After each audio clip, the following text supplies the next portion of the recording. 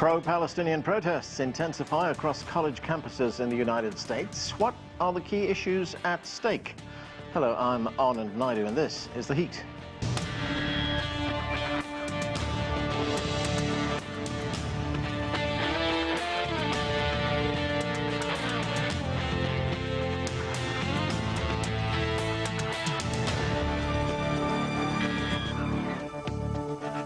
Hundreds of students and teachers protesting the Biden administration's policies in Gaza have been arrested. Some colleges have cancelled graduation ceremonies amid security fears. Meanwhile, Donald Trump's so-called hush money trial enters its second week as the White House incumbent Joe Biden hits the campaign trail to convince voters he deserves a second term. So lots to discuss. Let's bring in our guests. Joining us here in Washington, D.C. is Joel Rubin. He is a former Deputy Assistant Secretary of State for Legislative Affairs. From Miami, Jadan Horyn is a political analyst. Also in Florida, Jeffrey Swartz is a law professor at Cooley Law School and a former county judge in Florida. And Adolfo Franco is an attorney and Republican strategist. Welcome to all of you. Adolfo, let's start right here in the studio with a CNN poll that came out this weekend. Seems to be good news for Donald Trump. It shows Donald Trump still in the lead over Joe Biden, 49 to 43. That's a 6 percentage point lead. That same poll tells us 55% of Americans say Trump's presidential term was a success, while 44% said it was a failure. So I'm kind of wondering, 6 months out from the election, what do these numbers mean for Trump, especially as he's now spending all his days in court? Well, that means President Trump is on his way to election, to be re-elected President of the United States. At this same time, exactly, at the end of April, 4 years ago, President Trump was at 46% approval rating. At this same time, in 1992, President Bush's father was at 42%. Those two did not win re-election. Conventional wisdom here in Washington says that an incumbent needs to hover around 50% approval to win re-election. These are the worst numbers possible. Now, the other guests are going to say it's too early. We've been hearing that for a long time, whether it's Donald Trump or this. Every time they say that, I don't know how many times on this program, President Trump's lead only widens. This is a national poll, I understand. Yeah. That should be frightening for Democrats, because when you look at the state polls that are really the states where he is really with the election is going to be decided, he's also decisively ahead. In Nevada, by double digits, a state that he lost. So these are terrible numbers. What this reflects to me, but old enough to be around, this is the Jimmy Carter syndrome. It's sticking. These numbers have been low and terrible since his first year in office. And the underlying other question is, not only are you better off under President Trump, but majority of American people say that, his approval rating on everything, whether it's the economy, immigration, on everything is below President Trump, often by double digits. So certainly on the number one issues, which is the economy and immigration and the other salient issues that are before us. So what is it? The only strategy, which I know we'll talk about later on the show, which has been designed from day one, is try to destroy Donald Trump by manipulating and weaponizing the judicial system to get him either off the ballot or to affect his numbers, because he can't win on policy, Biden.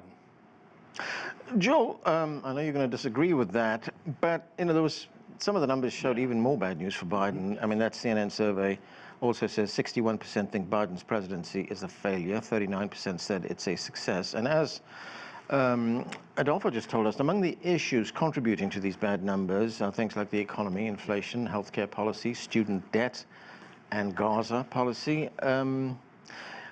If you look at some of these things, do the Democrats actually have a problem with their policies, or do they have a problem with their messaging? Well, I think we have a problem with the American people being in a real crabby mood. Let's just be blunt. There is a lot of anger and unhappiness out there.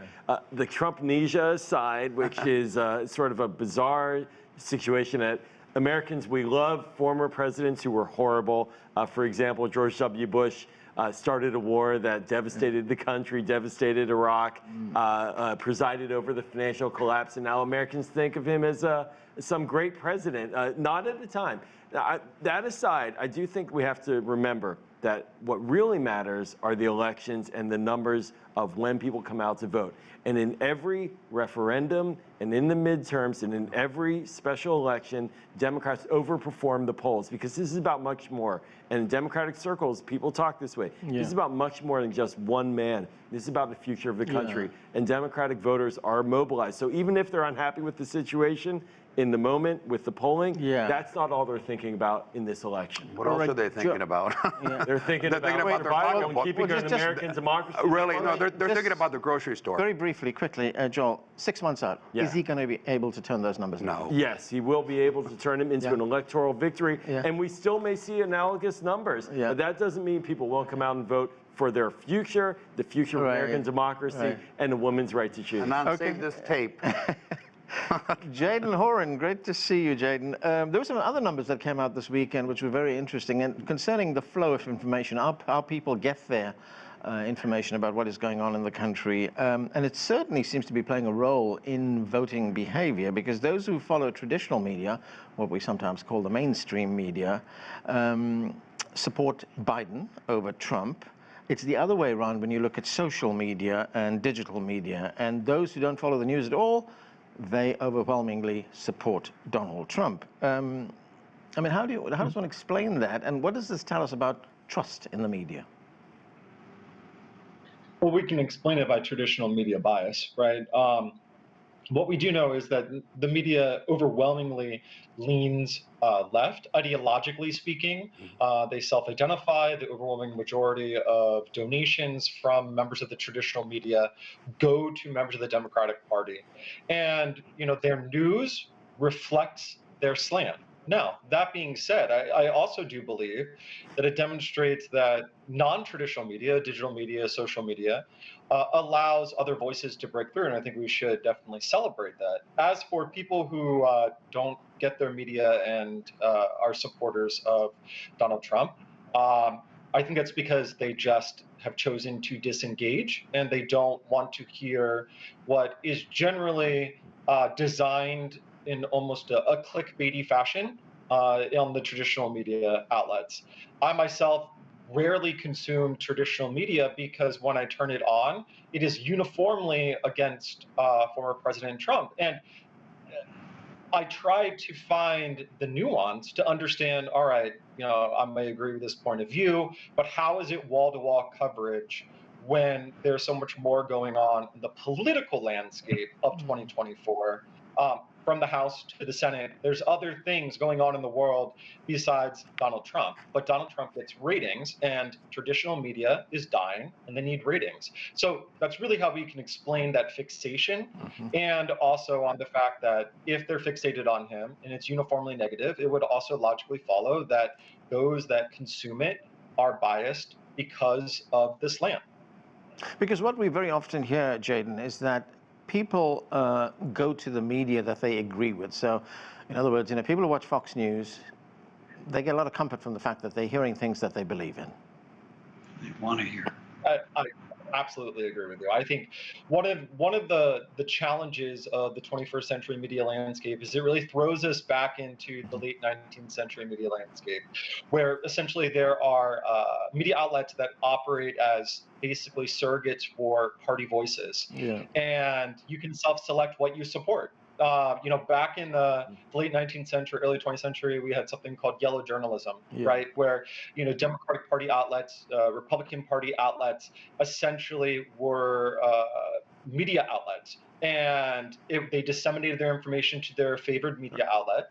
And in the middle of the 20th century, media realized there was such a crisis that they went objective, non-biased standard, and they labeled that previous iteration of media as yellow journalism. And we're honestly back there now. People self-select, and because they self-select, it's an echo chamber of what. Right, it's an echo chamber, Jeff, good to see you, Jeff. Good to see you. Yeah, what are your thoughts on where this election is heading? Because, those numbers that I cited earlier on, I mean, they are national numbers, the way the election would go nationally. And as we are fully aware, this isn't a national election for president. This is a state-by-state affair where the outcome is really divided by a handful of states. In fact, a handful of counties, one could say.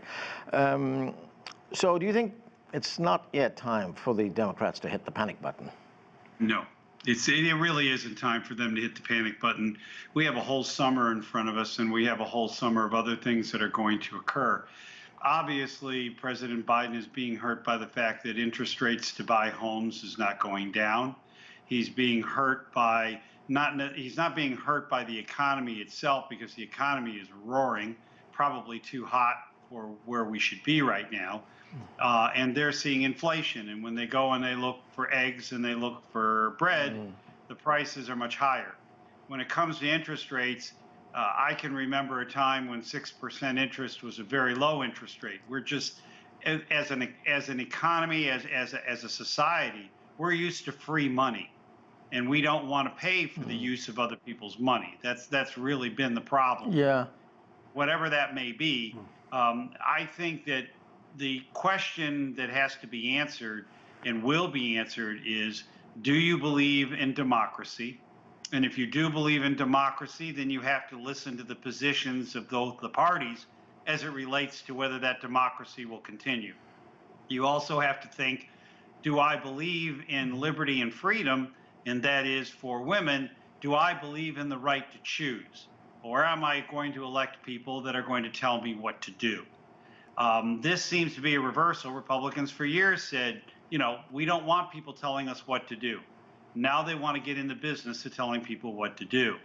So I also believe that a real problem that is really festering right now is a lack of belief in the American public, in the American judicial system. Not because they think Donald Trump's being picked on, but because the judicial system at this point is headed up by a SCOTUS that is, in fact, in my opinion, I don't want to use the word corrupt, but incredibly slanted towards one position over another, and very, very hypocritical. Well, it's corrupt when it's not his point of view. It's okay when they make things up whole cloth out of the Constitution. Yeah. But you know, Jeffrey's right. This election is going to be decided on democracy and what the people want in terms of liberty. On democracy, they're going to decide whether they want to see a system of persecution and weaponization of the judicial system to go against their political opponents. Look at all corruption, persecution. All the polling shows that when you have these Democrat hacks in these Democrat jurisdictions going after President Trump for persecuting him with these like this so-called hush money trial, totally made up. Right. John, this is about democracy in that way, and on liberties. Yes, we don't want the nanny state. Yeah. And you know what? The Supreme Court was right in reversing Roe, because it's up to the people in these jurisdictions I want to stop you there very want. quickly. You mentioned the hush money trial. It ended its first week. It's now in its second week. What did we learn in the first week? Oh, it's a trial in search of a crime. That's what we're learning. We're looking. I still don't know where the so-called felony is. I think, by the way, Jeffrey, if it's objective here, is I think there's reversible error here already, what the judge has done. In this particular case, is he's introducing things and referring to felonies. President Trump's not been charged with any felony. President Trump's been convicted of any felony. He hasn't even been fined civilly on FEC. This is, remember, the underlying basis, because the charges were brought, just be clear to the viewers, on misdemeanors where the statute of limitation has run, state charges. So the underlying crime, which has just not been charged, this is a kangaroo court. And this thing, their hope is there's some conviction with a Manhattan liberal jury, and that will somehow taint President Trump. On appeal, if that were to happen, this is never going to be sustained. This is why, talking about democracy, this is why democracy is at stake with the manipulation of the judicial system. I got to say, democracy at stake, the central concern of the American people and the Democratic Party in this instance is that Donald Trump led and organized an insurrection to overthrow the Constitution and to subvert the actual legitimate transfer of power from one individual to another. Has he been charged with not that? With the Supreme Court. Has he been charged with that? They keep on delaying the trial. No. Has President Trump been charged with insurrection? Let me explain, if I may, the New York, and I'll let Jeffrey get into the technicals, but the New York case, why is it relevant? Because Donald Trump actively attempted to and did prevent information from being provided. That's not hang on a minute. I want to get to Jeff. That's just not true. Jeff, this is how the week ended last week. This is how the two sides summed up at the end of the week. One side, the prosecution said this is election fraud, pure and simple, and then the defense said there's nothing wrong with trying to influence an election. It's called democracy. Right. Right. And the idea that one side would say it is democracy to mislead the people and to hide things from them is not democracy. The idea of democracy is that the candidates are supposed to at least be trying to speak the truth.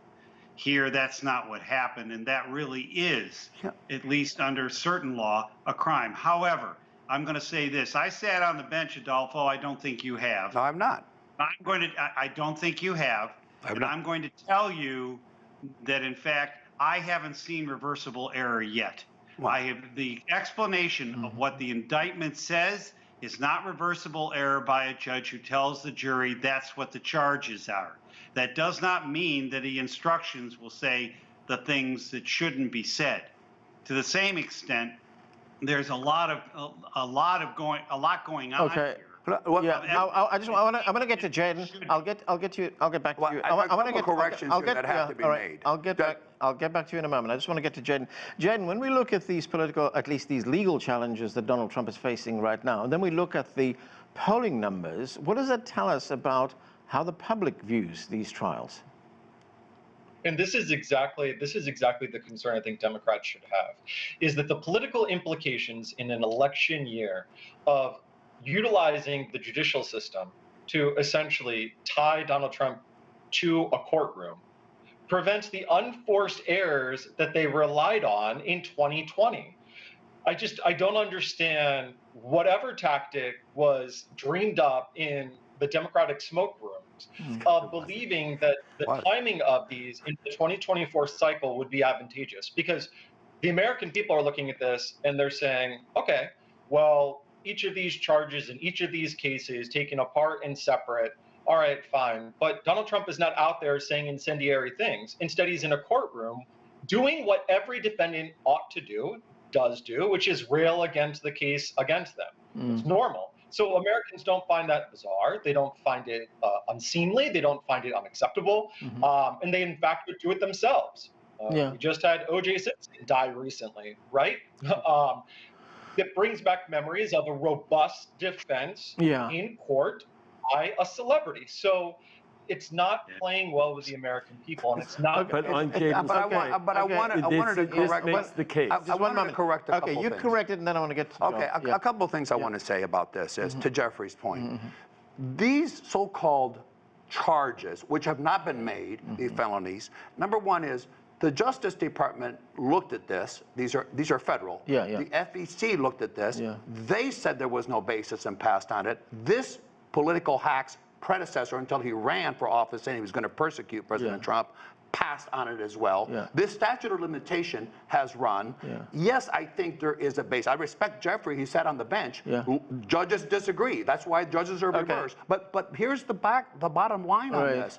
This, for example, I hope the Weinstein thing you can talk about sometime. He's brought into this case, the McDougal, this Playboy thing. It might be salacious. I know this is a lot of the details. But this thing is so fraught with mistakes and novel theories. It will be reversed, and I want to be on this show when it is reversed. Okay, Joel? The only thing I'll say is I agree with Jadan wholeheartedly, and this demonstrates, it points out why this is not some cooked-up Democratic conspiracy. It is. This is a case proceeding as the case proceeds. There is no Democratic plot to put Donald Trump in jail. The reality is that he is being tried because there are crimes that were identified. Okay, Jeff, one moment. There's another case, Jeff, that's going on. That's going on right now. Well, it's not a case; it's a hearing at the United States Supreme Court on whether Donald Trump, as a former president, or former presidents in general, have some level of immunity. And looking at some of the reporting by people who cover the Supreme Court every day, it seems that the court will agree with him that, not totally, but he will be granted some level of immunity. Well, and I'm a little concerned because all you have to do is go back to the Constitutional Convention back in the 1700s when they were debating the powers of the presidency. And James Wilson, who is one of the least known founding fathers, but one of the most influential ones, was during the drafting of the Constitution, and I want to make sure I quote this opera, so I'm going to read it. He asked the question whether the president enjoyed, quote, a single privilege or security that does not extend to every person throughout the United States? Is there a single distinction attached to him in this system more than there is to the lowest officer in the republic? And the convention was unanimous in the answer, no, he does not. Therefore, what is happening here is talking about making things out of whole cloth. Supreme Court is about to give a president immunity out of whole cloth. Right. Okay. There is no immunity in the Constitution for anybody. Jadan, doesn't Jeff have a point there? Because we're told very often that nobody is above the law.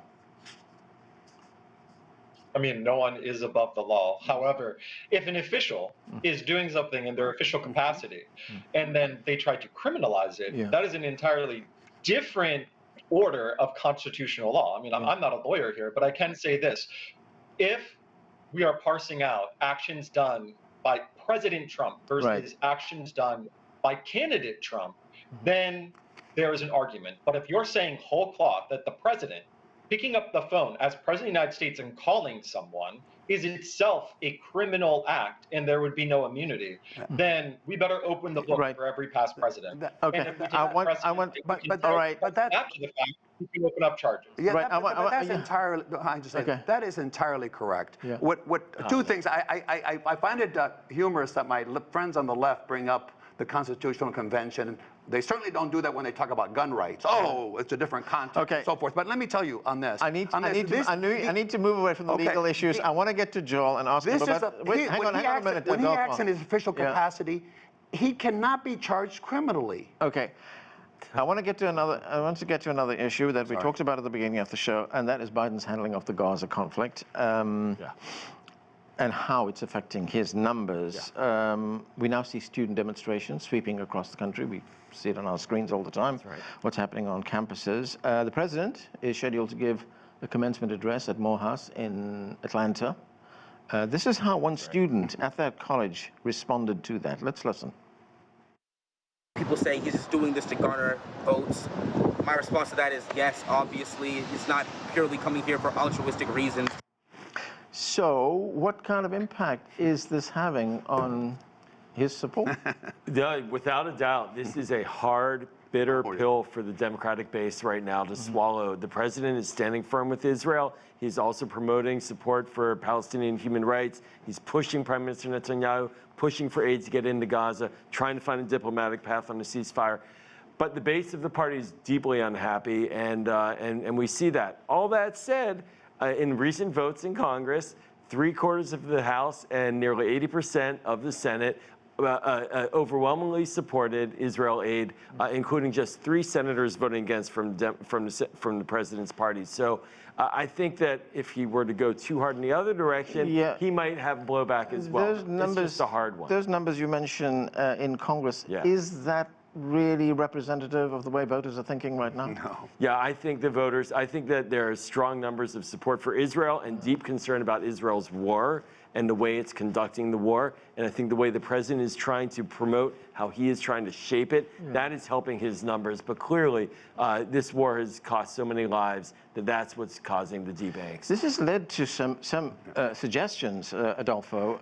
I mean, one coming from the Speaker of the House, Mike Johnson, who says, look, what universities should do right now is deport foreign students and cut federal funding to universities where these demonstrations are taking place. Well, I think real and now I'll say significant. I want to use the word extreme measures need to be taken. I think what's going on these campuses is absolutely outrageous. And there is no First Amendment right to obstruct the First Amendment rights of other people. There's no First Amendment right to stop classes. There's no you can do all the protesting you want. It's going well beyond that. Have they stopped classes?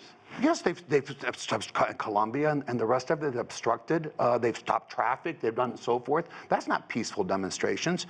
You don't have a right to disrupt anyone else's life. But here's the key. I disagree with Joel. I don't think the president has been strong enough for Israel. I think he's pressuring the Netanyahu government. I think that's a mistake. President Trump is fully on Israel's side. I think they're in a pretzel. Joe was trying to spin it. The president just shot down 300 Iranian missiles coming into Israel. It's pretty strong. They are pressuring Israel in a way that Donald Trump will not press Israel.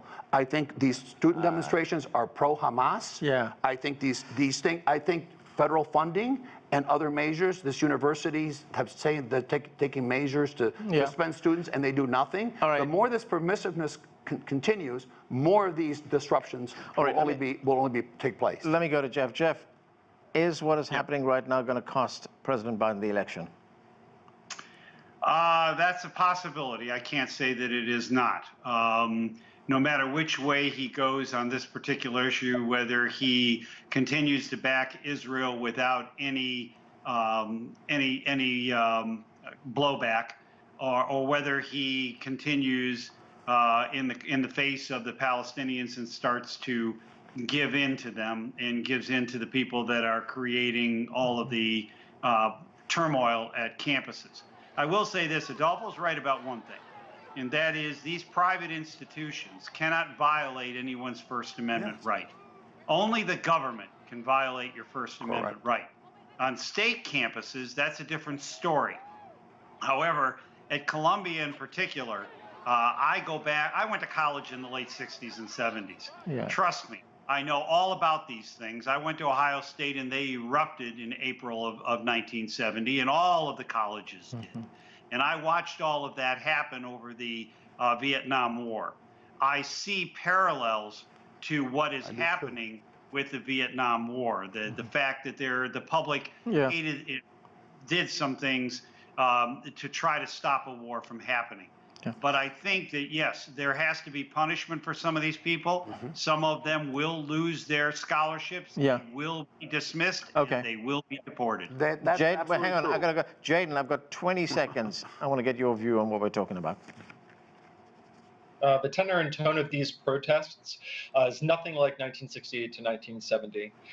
These protests, if they were truly about being anti-war and pro-humanitarian, would not target and isolate individual people based on their identity and alienate them. Period. Okay. All right, that is where we have to leave it. We have run out of time. Thanks to all of you for being with us. That's it for this edition of The Heat. I'm Anand Naidu in Washington, D.C.